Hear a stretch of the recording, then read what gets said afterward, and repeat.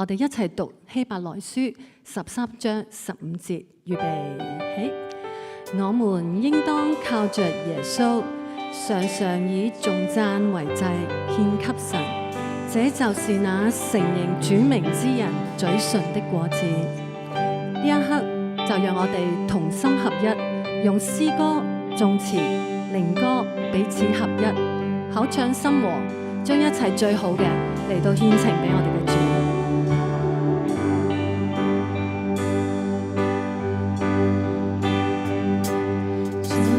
心中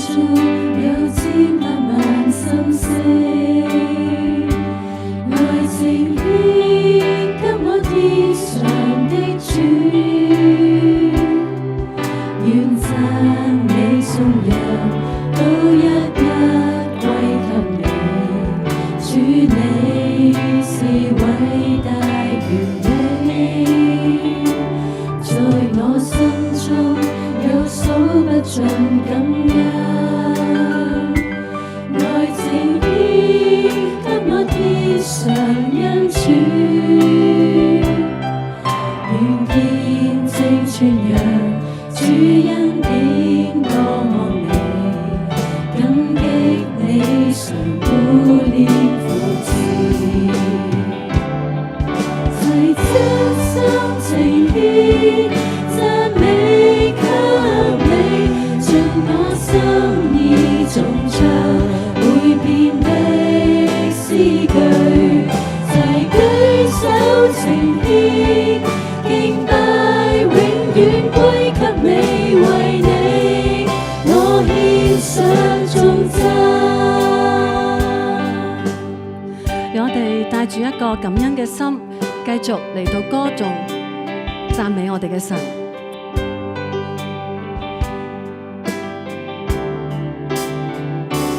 在我心中有千百萬心聲，愛情獻給我天上的主，願讚美頌揚都一一歸給你，主你